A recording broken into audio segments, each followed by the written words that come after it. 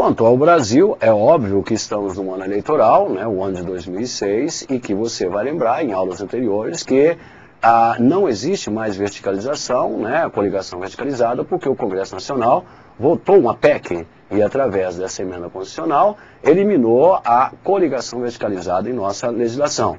Mas como fizeram a modificação, faltando menos de um ano, né, para o dia da eleição em 2006, o Judiciário, né, o TSE, e depois o Supremo Tribunal Federal, que é o Tribunal Constitucional, determinou que as coligações verticalizadas devem permanecer para a eleição de 2006. É óbvio que, então, a partir de 2010, não temos mais coligação verticalizada. Mas, recordando você que está se preparando para provas importantes, não esqueça que, além da coligação verticalizada e suas características, ao fim da candidatura nata, também não existe mais no Brasil, desde a eleição de 2002. O que isso quer dizer?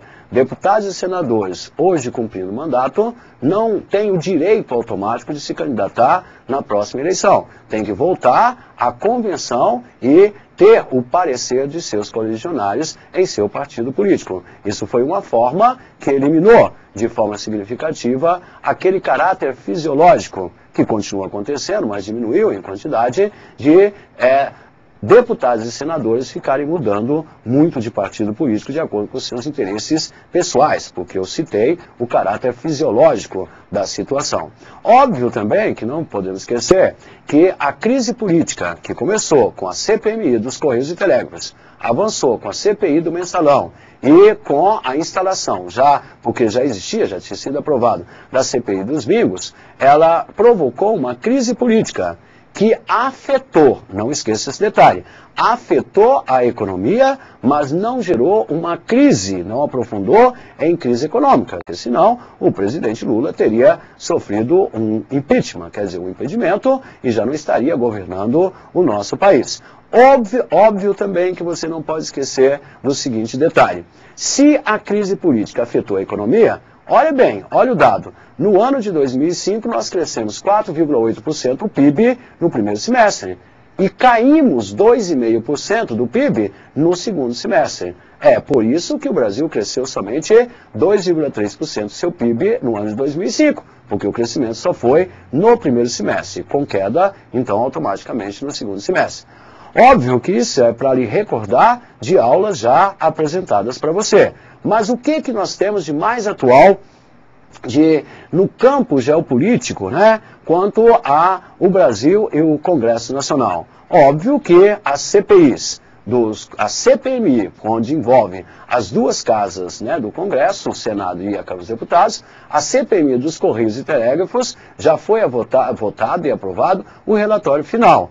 O que deu, o que aconteceu, todos sabemos os resultados, não acabou completamente em pizza, vamos dizer, acabou em meia pizza ou meia torta. E que também já foi votado também e aprovado o relatório final da CPI dos Bingos e a CPI do Mensalão. Ela também já foi votada, mas ela tem uma característica interessante. De todos os envolvidos, citados principalmente pelo ex-deputado Roberto Jefferson, né, nós temos 4 deputados que renunciaram antes de serem cassados para não perder os mandatos políticos, né, não se tornarem inelegíveis, e temos 11 dos citados já absolvidos, e 3, Roberto Jefferson, José Dirceu e Pedro Correia. Só 3 deputados federais é que foram cassados e automaticamente perderam os direitos políticos por um prazo de 8 anos, né, no nosso país. Óbvio que só está faltando a votação em plenária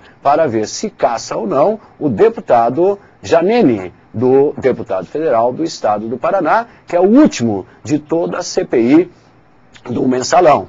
O que nós temos de novo no Congresso Nacional, na política e em relação à sociedade brasileira? Sim, é lógico que foram encerradas as CPMIs e CPIs do ano passado, mas foi aprovado pelo Congresso Nacional a implantação da CPMI dos sanguessugas. A CPMI, então, que envolve as duas casas, deputados e senadores, que é relacionada ao superfaturamento dentro das emendas, né, dos deputados federais na aquisição de ambulância para as prefeituras.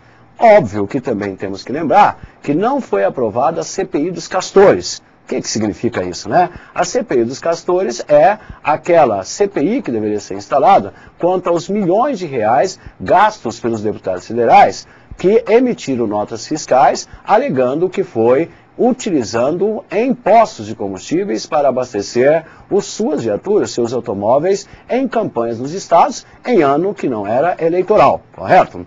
É óbvio também que temos que lembrar que foi votado, então, o relatório final da CPI dos Mingos, que acabou recomendando para o Judiciário a investigação e não condenando nem julgando ninguém, inclusive colocando pessoas que eram importantes até recentemente do Partido dos Trabalhadores, que acabaram não sendo citadas no final dessa CPI.